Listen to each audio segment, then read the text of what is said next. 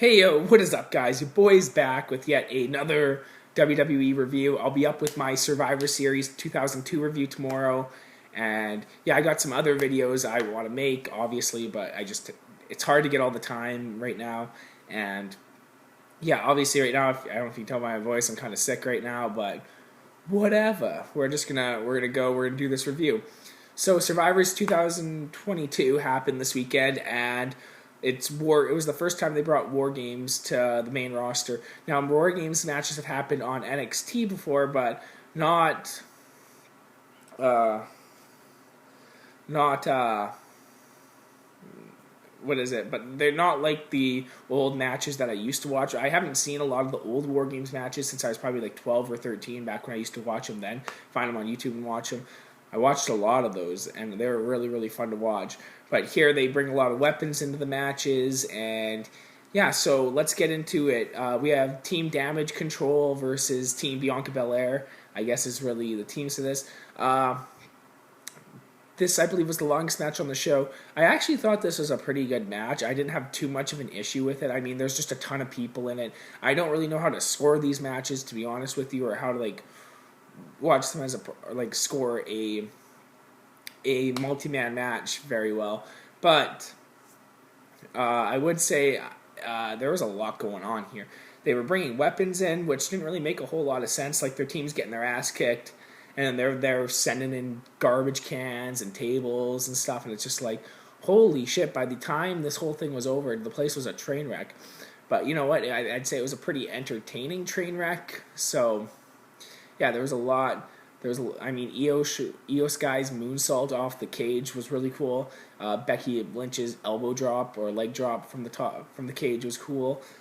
But I mean, all that stuff's always going to be cool. Watching someone jump off something really high is always cool. So I guess that's a thing. Yeah, I can't really think of too many memorable spots in the match. I remember Io Sky, she did this whole running around off the ropes thing in the middle of the match when she's supposed to be all banged up and stuff. But yeah, I did think the match was pretty good. I think some people didn't really like it too much, but it's kind of just modern wrestling, and I didn't really know what else to really say about it. It wasn't like the greatest thing in the world. It wasn't the worst thing in the world. Yeah, so moving on to the next match, AJ Styles versus Finn Balor. And this is kind of cool, watching how they came out and watching them walk out to the rings and stuff, and how they had to walk all the way around. I thought that was kind of neat because it's you don't really see that ever, obviously, for obvious reasons, but it was just kind of neat watching them walk out.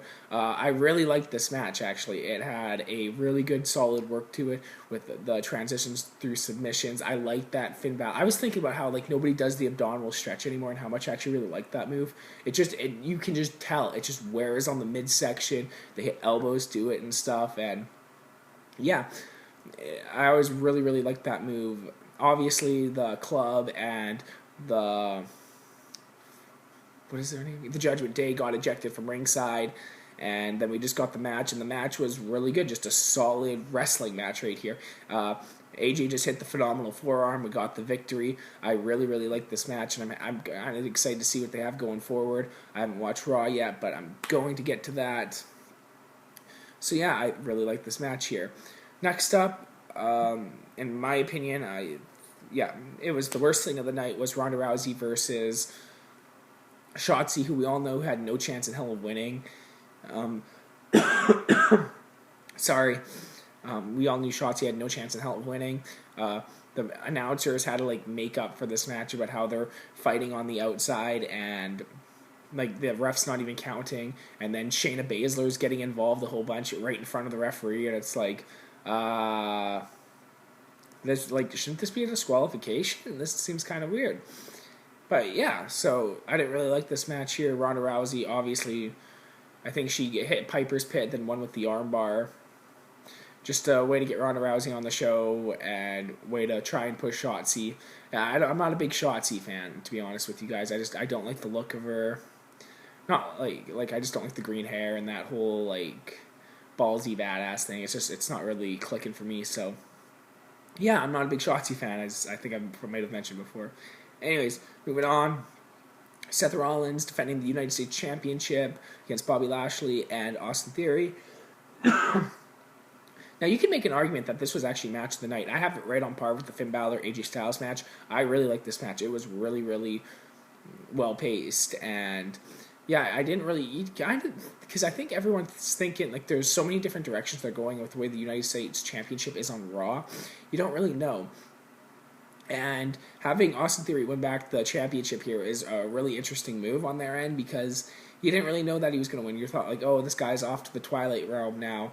But no, Bobby Lashley spears Seth Rollins when he was picking him up for a Falcon Arrow off the top, and Theory falls into the cover, and it's the same kind of end as Backlash 2007, where Shawn Michaels super kicked John Cena into pinning Randy Orton, I think it was.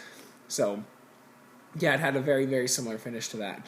And yeah, it was a really kind of a shock ending too, because it's like you didn't know who was going to win this. I mean, you kind of like, well, Bobby Lashley's going to go feud with Lesnar. Theory's probably not going to win, and Rollins probably waiting for Cody Rhodes to come back. So that's kind of what I think a lot of people thought is, oh, they're going to do United States Championship match at WrestleMania, Cody Rhodes versus Seth Rollins, but you just don't really know the way they're going with these whole three on Raw right now. So it's kind of interesting because you don't really know the direction. And yeah, I like the Hurt Lock where Bobby tried putting them both into it, and yeah, Seth Rollins, he did the dives outside the ring where he's diving out each way. Again, really, really cool stuff here. I really like this match. I think a lot of people really like this match. I think some people even said this is their favorite match of the evening. So no surprise there. Like, this is a match that I would highly recommend people checking out. So, yeah, moving on to the main event here. Now, throughout the show, they were building up the whole, is Sami Zayn going to be loyal to the Bloodline thing with Jay and Roman?